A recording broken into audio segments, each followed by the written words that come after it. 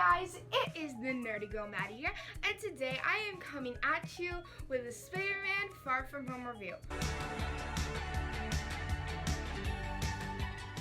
Now, spoilers ahead, so if you have not seen the movie, make sure to click off this video now, go and watch it, and come back. So today I have my Spider-Man merch on. I have my Gwen Stacy hoodie, and I have my Marvel display in the background, and the Shazam figure here. But today, we're talking about something more important. So I just went and I saw the Spider-Man Far From Home. It was a great movie. I highly recommend it. It was way better than I thought it would be. A lot of people had the fear that there would be too many villains. There was one. The other three were illusions. Now let me explain. This one guy named Mysterio, or Mr. Beck, comes in out of nowhere. Nick Fury asks Spider-Man to help them defeat these things called the Elementals. Mr. Beck is supposedly from a different universe, and the Elementals destroyed that universe. But we find out later that Mr. Beck is lying and becomes evil, and this was his whole plan all along, because Tony Stark stole his technology, so he wanted to be the brand new Tony Stark and have everyone love him and cheer for him. So he created this tech that created illusions, destructive illusions. He had little drones that would destroy things as the illusion was happening. So even though it was an illusion and it wasn't really there, the damage that the illusion caused was actually real. Peter and MJ got together, which was really cute, and MJ found out that he was Spider-Man. Well, figured it out. Now, mainly today, I want to talk about post-credit scene and the end credit scene. Now, the post-credit scene was a scene that started out very simple. Basically, Peter and MJ just got back from a date, and Peter swings in with MJ. MJ says, "I'm never doing that again. No, never." Then he says, "Okay, I'll go now," and hops up onto one of the light posts. After he hops up onto one of the light posts, the news comes up on a big screen in the middle of New York. The big, huge screen is being broadcast live. Basically, what it's saying is that Mysterio was killed by Spider-Man. But Spider-Man didn't do that. So then, the scene continues on. I won't go into too much detail of it, but basically Mysterio recorded his last moments with Peter when Peter confronts him and tells him to shut off the drones. Peter shuts off the drones and tells them to stop attack. So they go back up. Mysterio recorded it with one of his illusions, so Peter didn't see it. He sent it to one of his members, and that member posted it alive before he died. He also said the identity of Spider-Man is Peter Parker. Peter Parker flips out, and then the credits continue rolling. Now, this was a very cool end credit scene, and I will say that it is my favorite end credit scene I have ever seen. I will say though, before we continue, that this is the first Marvel movie that did not feature a cameo from Stan Lee, because unfortunately, he had died before the movie was finished filming, and that was kind of really sad. So that was really disappointing. But if you guys heard, they just re-released Endgame into theaters with a new end credit scene, which is really just the beginning of Spider-Man Far From Home. Now, it is how Spider-Man Far From Home opens. If you guys do not know what it is, make sure to look it up and check it out because it's a great end credit scene. The movie was really good. It showcased how everyone was trying to recover from, which they call the blimp, which is when Thanos snapped and half of everyone disappeared and half of them moved on with their normal lives. MJ and Ned, however, were not part of that, and most of Peter's class, including Flash and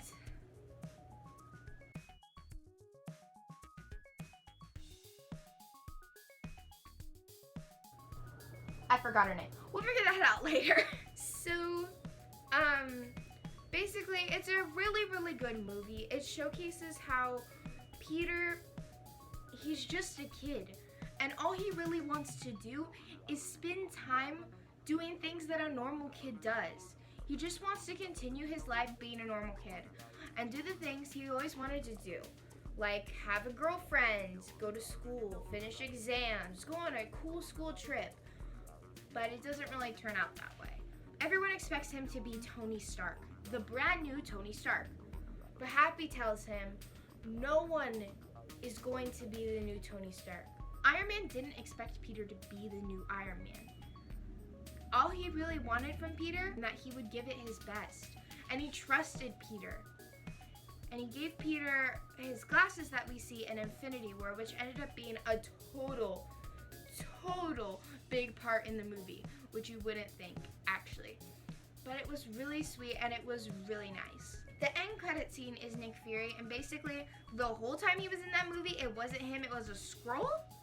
Now, Skrulls were from Captain Marvel, and I personally didn't love Captain Marvel, but you guys may. So if you guys like Captain Marvel, that is totally fine. But it's just not my favorite, so yeah, it's not my favorite. The movie was great. It was really good. I don't really understand the end credit scene. I don't get the point of it, because it was kind of like Nick Fury is retired now, I guess? I don't know. Also, I don't know where all the other Avengers were. They kind of talked about how they weren't there, and they kind of need to bring them in or something like that. I don't know. So, I don't know what the future is for Peter Parker, because part of why Spider-Man is such a beloved character is because he has a secret identity, and all the other Avengers do not. In the future, in the third movie, which has been confirmed, he can, change people's minds and say that he's not evil or anything, because this random dude comes in out of nowhere, and he says that this guy, Spider-Man, who is 16-year-old kid, who helped save the world several times, and he was like totally close with Iron Man and all sorts of stuff like that, is evil. We need to discuss that. How on earth is anyone going to believe that this dude, out of nowhere, with this mysterious Illuminati magic, comes in, tries to destroy this, fake thing, because they know that it's an illusion.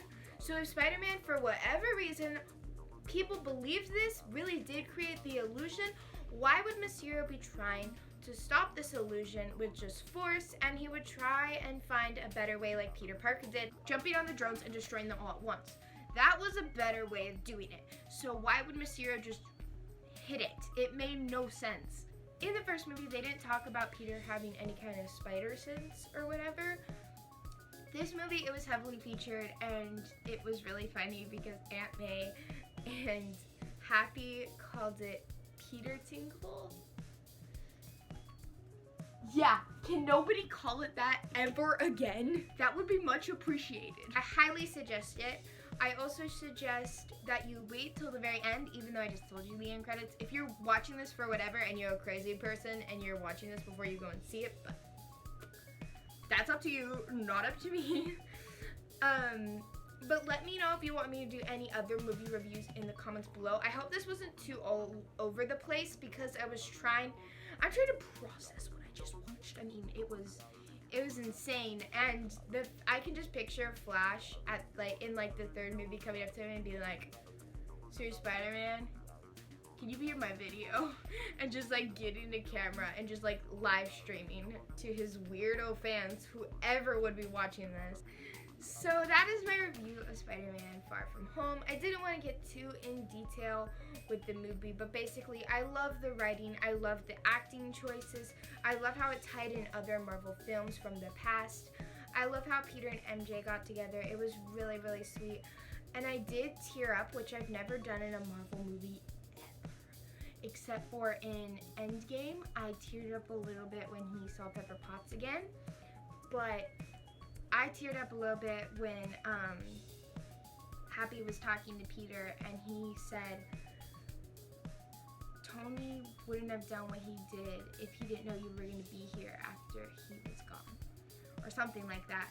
And that kind of scene, which that line was actually cut out of the movie, I think, but that scene was very emotional, and it was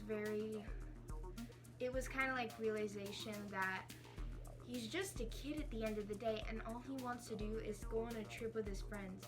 And it's kind of like him facing the fact that he needs to allow himself to have fun and be a kid, but he also needs to allow himself to help save people, because what the biggest lesson in Spider-Man is, with great power comes great responsibility, and that is very true.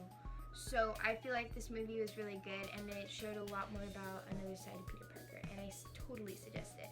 If you guys like this review, let me know in the comments and let me know what else you'd like me to review.